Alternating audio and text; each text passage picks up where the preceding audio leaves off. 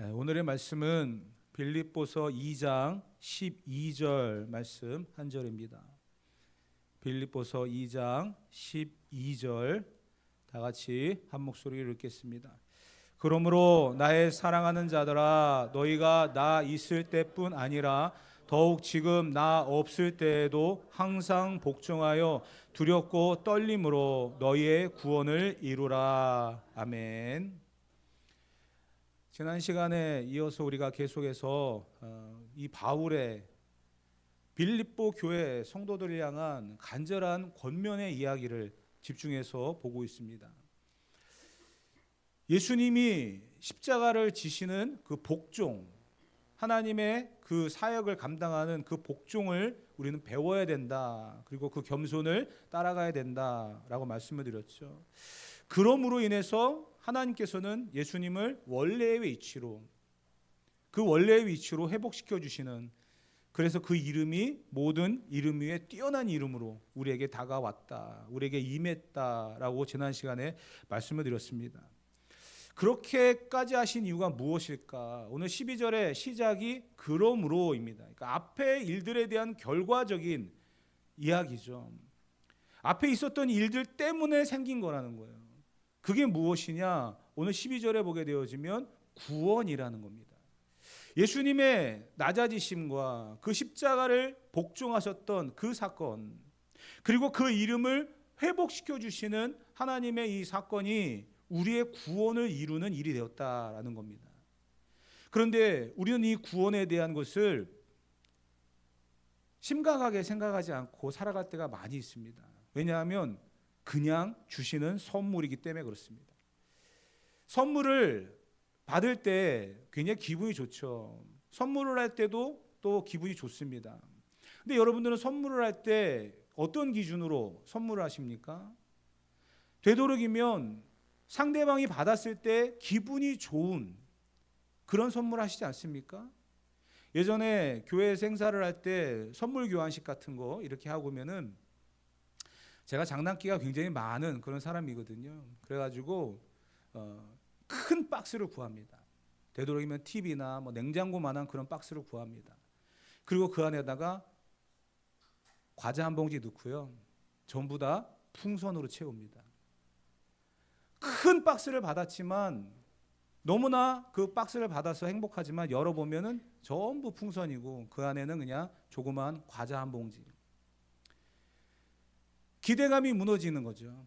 근데 요즘은 우리가 선물을 할 때도 보면은 그렇게 하시는 분은 거의 없잖아요. 그렇죠? 상대방이 받았을 때 기분 좋은 거, 상대방이 받았을 때 정말 감사합니다라고 많은 것이 나올 만큼 그러한 선물을 해야 되지 않겠습니까? 하나님께서 우리에게 이러한 선물을 주셨다는 거예요. 공짜를 싫어하는 사람은 한 사람도 없을 겁니다. 그런데 무엇이든지 값없이 받고 공짜로 받았다고 해서 좋은 게 아니에요. 하나님께서는요, 이 구원이라고 하는 것을 우리에게 공짜로 선물로 주셨지만 하나님 편에서는 얼마나 크고 위대하고 놀라운 그런 값을 지불했는지를 우리는 분명히 알아야만 합니다.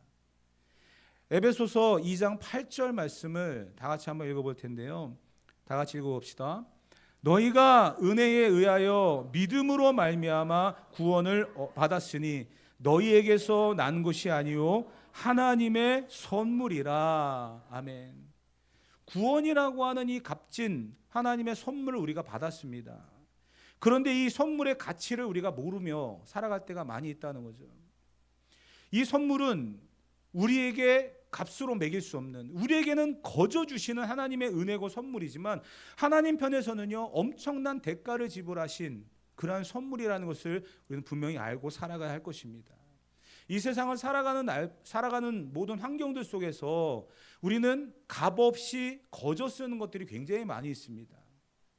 여러분들이 호흡하고 있는 공기도 마찬가지고요, 봄볕, 이 따뜻한 햇볕도 마찬가지고요, 바람, 비, 눈, 우리가 살면서 경험하게 되어진 수많은 이 자연 환경들, 상황들, 우리는 그냥 거저 누리고 살아갑니다. 그런데 이 가치를 모르기 때문에 망가뜨리고 있죠. 그래서 이제 어려워지고 있는 거예요. 필리핀에 왜 51도나 되는 그런 온도가 올라갈까요? 중국에는 지금 비가 어마어마하게 와가지고요. 뭐 보니까 막 날아가고 침수하고, 사막인 두바이가 비로 침수가 돼가지고 공항이 마비가 되고, 다 기후 이상이라 그러잖아요. 그러니까 사람들이 이 지구 온난화 때문에 이런 일이 벌어진다라고 얘기합니다. 그 원인은 어디 있습니까? 사람들이 제대로 환경을 지키지 못했기 때문이다. 이렇게 이야기하지 않습니까?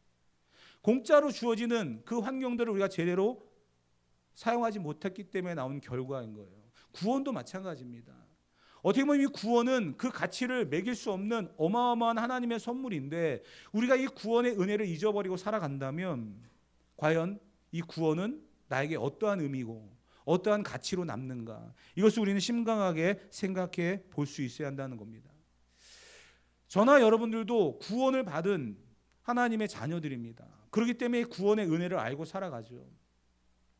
저도 구원의 은혜와 그 감격을 알고 살아가는 사람입니다. 예수님을 만나고 주일학교 때부터 교회를 다녔지만, 인격적으로 주님을 만나고 체험한다는 것은요, 어느 정도 나이가 되어졌을 때 가능한 이야기였어요. 그저 어머니의 손에 이끌려서 교회에 나왔을 때에는요, 그게 그냥 당연히 와야 되는 거고요, 그냥 재미있는 공간이었어요. 그때는 뭐 TV에서도 재미있는 프로그램도 많이 안 했고, 휴대폰이 있는 것도 아니고 인터넷이 있는 것도 아니었고, 교회에 가야 그나마 재미있는 일이 있었기 때문에 교회에 오는 게 그냥 즐겁고 재미있는 시간이었습니다. 그러다가 인격적으로 예수님을 만나고 나니까 세상이 다르게 보이더라고요. 사람들이 다르게 보이고요, 내가 누군지를 또 보게 되더라고요. 그 감격과 은혜를 잊어버리지 말라고 바울은 이야기하는 거예요. 두렵고 떨림으로 너희의 구원을 이루어가라. 이것은 너희가 노력해라, 너희가 수고해라 라는 그런 의미가 아닙니다. 두렵고 떨림으로 너희의 구원을 이루어가라 라고 하는 그 메시지는요, 너희가 이 구원을 잃어버릴까 조심하라 라는 그런 의미거든요. 왜 그렇습니까? 시간이 지나면 지날수록 이 구원의 감격과 은혜가 점점 희석되어져 가더라고요. 처음에는 뜨겁고 그 은혜가 벅차고 나 같은 죄인을 구원하셨다라고 하는 이 사실이 너무너무나 감사하다가, 시간이 지나면 지날수록 그것이 희석이 되어져서 잊어지고 지워지는 그런 경우들이 있다는 거예요. 또 하나는요, 사단이 삼킬자를 두루 찾아다니면서 우리를 유혹하고 시험에 빠뜨립니다. 그래서 우리의 구원을 무너뜨리고 그 구원을 잊어버리게 만든다는 거예요. 그러기 때문에 두렵고 떨림으로 우리의 구원을 이루며 살아가는 것이 필요하다는 거죠. 우리의 구원이 얼마나 큰 가치가 있는지를 분명히 알아야 됩니다. 어느 누군가가 내게 귀한 선물을 해줬어요. 그럼 그 선물을 여러분들은 어떻게 하시겠습니까? 저도 청년 중에 하나가 사업을 하는 청년이 있었어요.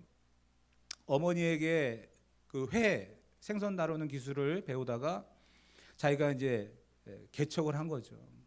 새로운 사업을 시작했어요. 뭐 회전 초밥집도 하고 생선 횟집도 하고 하면서 돈을 좀 벌기 시작했습니다. 그러더니 어느 날 저희 집 앞으로 왔어요. 목사님 너무나 감사해서 선물 하나 드리고 싶어서 왔어요. 그래, 고맙다. 뭐냐? 이렇게 넥타이래요. 아, 그래. 네가 주는 넥타이는 내가 특별히 기쁜 마음으로 착용하면서 기도할게. 그리고 돌려보냈어요. 열어봤더니 세상에 버버리예요. 버버리가 뭔지 모르시죠? 굉장히 유명한 명품 넥타이입니다. 그것을 두렵고 떨림으로 맸어요. 그리고 나서 몇 주를 이렇게 다니다가 큰일이 나버린 거예요. 무슨 일이겠어요? 먹다가 흘린 거예요. 그러고 난 이후로는 매지 않습니다. 집에 보관해 놓고 있어요. 한 번도 그 이후로는 매지를 않아요. 아무리 실력이 좋은 세탁소에다 맡겨도요, 지워지지가 않더라고요. 그래서 그냥 보관하고 있어요. 근데 여러분, 넥타이는 보관용이 아니에요. 메고 다녀야 되는 거예요. 근데 너무 비싼 거를 갖다가 망쳤다는 이유로 보관해버리고, 미안하죠, 사실은. 여러분, 우리가 누군가에게 선물을 받았을 때의 그 가치를 알게 되면 그 선물을 굉장히 소중하게 생각하고 그렇습니다. 그런데 우리에게 받은 이 구원이 우리가 어떤 금액적인, 금전적인 그러한 것을 책정을 해가지고 지불하는 것이라고 한다면 우리는 아마 그 구원을 더 가치 있는 것으로 여겼을 것입니다. 그런데 이 구원은 하나님의 선물이라잖아요.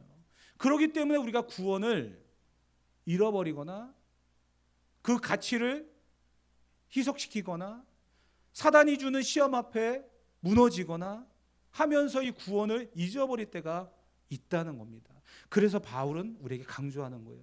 두렵고 떨림으로 이 구원을 잃어버리지 않기 위해서. 저와 여러분들에게 허락되어진 이 구원의 가치가 어느 정도입니까? 여러분, 예수님께서 이 땅에 오셔서 십자가를 지시는 복종은 떠밀려서 내려온 게 아니에요. 말씀드렸듯이 스스로 결정하시고 내려오신 일입니다. 하나님께서 눈치를 준 게 아니에요. 이제 때가 된 것 같아. 내려가서 인간의 몸으로 내려가서 좀 고생 좀 하다가 십자가 지고 죽으면 내가 너를 살려줄게. 그렇게 하자고. 그렇게 해서 합의를 해가지고서 내려보낸 게 아니에요. 가기 싫은데 꼭 그래야만 할까요? 해야 돼. 억지로 내려보내진 것도 아니에요. 성부, 성자, 성령이 계시잖아요. 성부와 성령께서 2대1로 예수님을 밀어버린 것도 아니에요. 스스로 종의 형체를 가지셨고요. 낮아지시고 비워지신 겁니다. 그러면서 복종하신 거죠. 그래서 이루신 구원입니다. 그렇기 때문에 우리의 이 구원이 얼마나 값진지를 알고 분명히 살아갈 수 있어야 한다는 거죠. 그런데 우리는 이 구원을 두렵고 떨림으로 이루어감에 있어서 내 어떤 수고를 거기에 곁들이려고 해요.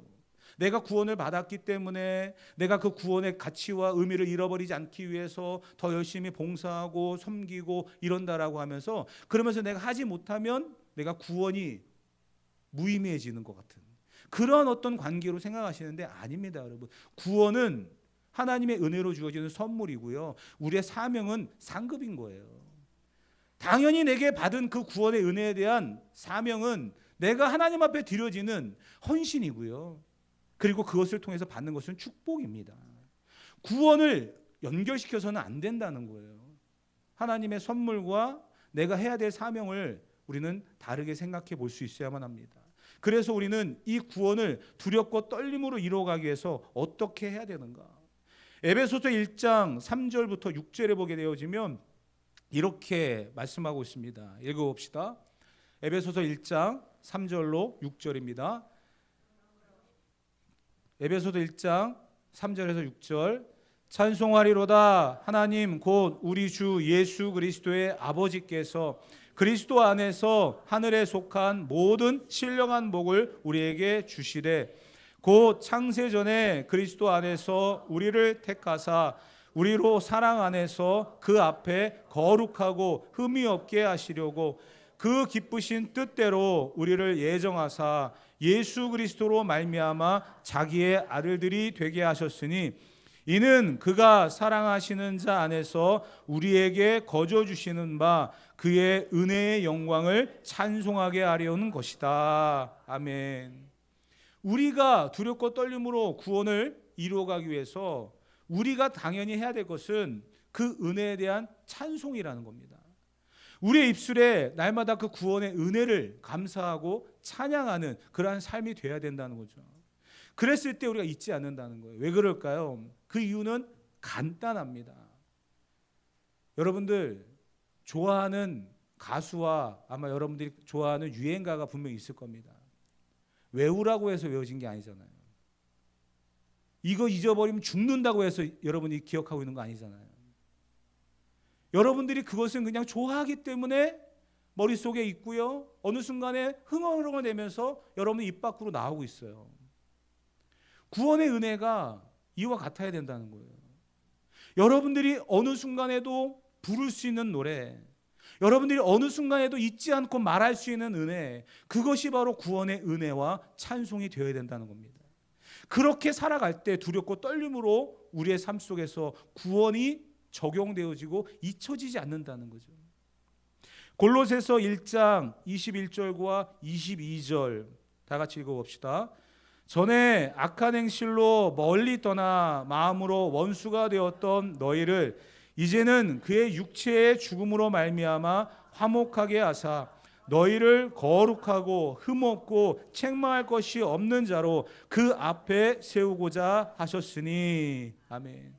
구원이라고 하는 것이 바로 우리를 거룩하고 흠없고 책망할 것이 없는 자로 세우시기 위한 하나님의 방법이라는 겁니다. 어렸을 때 아이들이 금방 새 옷을 입혀놨는데 또 나가서 지저분하게 만들고 오잖아요. 물놀이를 실컷 하고 왔어요. 샤워도 시키고 옷을 다 갈아입히고 머리까지 다 말려놨는데 또 다른 친구가 들어간 모습 보고 그냥 뛰어 들어가요. 우리 학생들, 청년들 데리고 그때 대부도에 수련회 할 때도 보면 비가 내리는 날 그냥 그 조그만 수영장에 들어가서 막 열심히 놀다가 들어와서 샤워하고 옷 갈아입고 그러더니 또 나가요. 그래서 그때 아마 부모님이 계셨으면 난리 났을 텐데 그냥 내버려 뒀죠. 그러든지 말든지. 여러분, 우리가 거룩함과 흠없고 책망할 것이 없는 자로 하나님이 여겨주시고 구원의 은혜를 누리며 살아가게 하는 것. 그런데 우리는 어떻습니까? 또 범죄하고요. 또 은혜를 잃어버리며 살아갑니다. 거룩함을 우리에게 입혀주시고 흠이 없고 책망할 것이 없는 구원에 합당한 사람으로 인정해 주셨지만 우리의 삶은 어때요? 또 반복하는 죄성을 드러내고 있다는 거죠. 하지만 하나님께서는요, 그런 우리도 사랑하신다는 거예요. 그런 우리도 기뻐하신다는 거예요. 왜?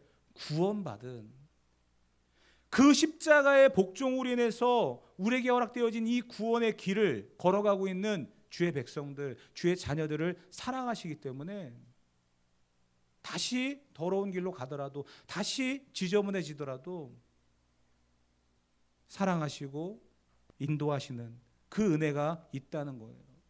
그렇기 때문에 우리는 두렵고 떨림으로 이 구원을 잊어버리며 살아가서는 안 된다는 거예요. 날마다 이 구원을 이루어가기 위해서 두렵고 떨림으로 이것을 잃어버리면 안 된다라고 하는 그런 마음으로 살아가는 저와 여러분들이 되어야 될 줄 믿습니다. 베드로후서 1장 4절 말씀 다 같이 한번 읽어보도록 합시다. 이로써 그 보배롭고 지극히 큰 약속을 우리에게 주사 이 약속으로 말미암아 너희가 정욕 때문에 세상에서 썩어질 것을 피하여 신의 성품에 참여하는 자가 되게 하려 하셨느니라. 아멘. 우리에게 구원의 그 은혜를 주시는 하나님께서 또 다른 것을 주셨는데 그게 뭐냐면 신의 신성한 성품에 참여하는 자가 되게 하셨다는 거예요. 이것을 잘못 적용하게 되어지면요, 하나님 자리로 올라가는 교만함으로 가득하게 될 것입니다. 그런데 신의 신령한 성품이 무엇일까요? 한마디로 거룩이라고 하는 것입니다. 내가 거룩하니 너희도 거룩하라. 구원받은 백성들에게 주시는 하나님의 은혜고 축복입니다. 그런데 우리가 이것을 잘못 사용하게 되어지면 교만해지죠. 내가 거룩해졌어. 내가 하나님이야. 내가 신이야. 그런 이단들이 얼마나 많습니까? 그래서 많은 영혼들을 죽이고 멸망의 길로 인도하는 그러한 안타까운 현실들을 우리는 많이 보게 되어집니다. 신의 신령한 성품에 참여한다는 것은 바로 이 거룩이라는 거예요. 이 거룩을 이루어가기 위해서 구원받은 백성들에게 주신 하나님의 은혜가 뭡니까? 성령께서 우리와 함께 하신다는 거예요. 그 사실은 우리에게 너무나 큰 은혜입니다. 항상 응원하고 힘을 주시며 도와주시는 성령 하나님이 우리와 함께 하시기 때문에 이 두렵고 떨림으로 구원을 이루어가는 여정이 외롭지가 않고 힘을 얻으며 살아갈 수 있는 그런 축복의 현장이 된다는 거죠. 사랑하는 성도 여러분, 왜 예수님이 이 땅에 오셨을까요? 왜 예수님은 십자가에 죽으셔야만 했을까요? 그 이유는 간단합니다. 예수님이 그 겸손의 모습, 하나님의 그 말씀 앞에 순종하시며 복종하시는 그 모습을 보여주시면서 우리도 그러한 삶을 살아가라는 것을 먼저 보여주셨고요. 그 십자가의 죽으심으로 인해서 그 이름이 온전하게 되어지는 그 역사를, 그 회복을 우리에게 보여주면서 진정한 구원이 무엇인지를 우리에게 말씀하고 있다라는 겁니다. 사랑하는 성도 여러분, 얼마나 하나님이 우리를 사랑하고 계시는지를 잊어서는 안 될 것입니다. 그 사랑이 오늘 우리에게 임하여서 우리는 구원이라고 하는 것을 받게 되어졌습니다. 하나님의 생각의 깊이와 높이와 넓이를 계산할 수 있는 사람은 아무도 없을 겁니다. 그렇기 때문에 우리는 이 구원의 가치를 다시 한번 묵상하며 살아갈 수 있어야 할 겁니다. 사단의 방해도 있을 겁니다. 내 실수로 넘어질 수도 있을 것입니다. 그러나 끝까지 달려가는 자가 최후 승리를 얻을 것이며 그 구원의 길이 얼마나 우리에게 값지고 은혜로운 그 길인지를 알고 살아갈 때 그 삶의 현장 속에서 날마다 기쁨과 감사가 넘치는 삶이 될 줄 믿습니다. 여러분, 우리가 이 구원의 길을 가는 동안에 붙잡아야 될 게 있고요, 따라가야 될 게 있어요. 제가 예전에 그 일본의 북해도 삿포로라고 하죠. 그곳에 한번 여행을 간 적이 있는데 거기에는 눈이 굉장히 많이 오는 지역입니다. 눈이 많이 오면은요 한 2m 이상 오는 그런 지역이에요. 그래서 보면은 이 양쪽 절벽처럼 눈이 벽으로 쌓여 있어요. 가운데는 보면 이 소금물로 아니면 이 도로에다가 전기를 깔아가지고 눈을 녹여서 이렇게 다니는데요. 그것마저도 못할 정도로 눈이 엄청 올 때가 있어요. 그런데 주변과 차가 달려야 될 길이 구분이 안 되거든요. 너무 눈이 많이 오면. 어떻게 다니는가 하고 물어봤더니 표지판이 있는데 3m 정도 되어지는 기둥을 세워놓고요, 거기에다가 화살표를 달아놓은 거예요. 그러니까 길이 눈에 묻혀가지고 안 보여도요, 그 화살표만 보면서 쭉 가는 거예요. 그러니까 밑에 있는 게 아니라 공중에 있는 거예요. 그렇게 해서라도 이제 가겠다는 거죠. 우리가 구원의 길을 가는 것도 마찬가지입니다. 무언가를 따라가야 되고요, 무언가를 쫓아가야 되는데, 아프리카의 오지에서 나무를 하면서 살아가는 생계를 유지하는 그런 한 청년이 있었습니다. 도끼를 가지고 나무를 찍어서 그걸 갖다가 이제 장작을 만들어서 팔아다가 생계를 유지하는 그런 청년이었는데, 도끼라고 하는 게 또 그러잖아요. 또 이렇게 도끼질하다 보면은 발을 찍기도 하고 또 다른 데를 찍기도 하고 막 이러는데, 아니나 다를까 자기 발에 찍어버린 거예요. 피를 철철 흘리면서. 또 뭐가 있겠습니까? 그냥 커다란 바나나 잎 하나 따가지고서 그냥 발 동동 묶어가지고서 그래도 살아야겠다, 치료를 받아야겠다라는 생각에 선교사님이 있는 병원까지 갔습니다. 장장 8km를. 그리고 병원에 도착해서 선교사님에게 치료를 받고 이제 뭐 상처도 꼬매고 막 이러고 있는데, 누군가가 그냥 갑자기 문을 벌쩍 열고 들어와서 우리 아들 여기 있죠? 라고 물어보는 거예요. 어머니가 거기까지 따라온 거예요. 근데 거기는 표지판도 없고 길도 없는 정글, 밀림 한가운데서 8km를 이 어머니가 병원을 찾아온 거거든요. 어떻게 왔냐라고 선교사님이 물어봤습니다. 그 어머니의 대답은 단순했어요. 여기 어머니들이 계시니까 한번 답해 보세요. 어떻게 왔을 것 같아요? 그 어머니의 대답은 이랬습니다. 아들의 핏자국을 보고 왔습니다. 8km를 그 아들이 계속 피 흘리며 갔잖아요. 그걸 보면서 왔다는 거예요. 사랑하는 성도 여러분, 우리가 가는 이 구원의 길은요, 예수님의 십자가의 길입니다. 그 흘리신 보혈을 우리가 잊지 않고 살아가야 되고요, 그 길을 따라가는 거예요. 우리를 사랑하셔서 그 아들을 십자가에 내어주신 하나님이 계십니다. 그 십자가를 죽기까지 복종하신 예수님이 계십니다. 그리고 오늘 우리에게 찾아오셔서 두렵고 떨림으로 이 구원을 이루어가도록 도우시는 성령 하나님이 계십니다. 그렇기 때문에 은혜고요, 축복입니다.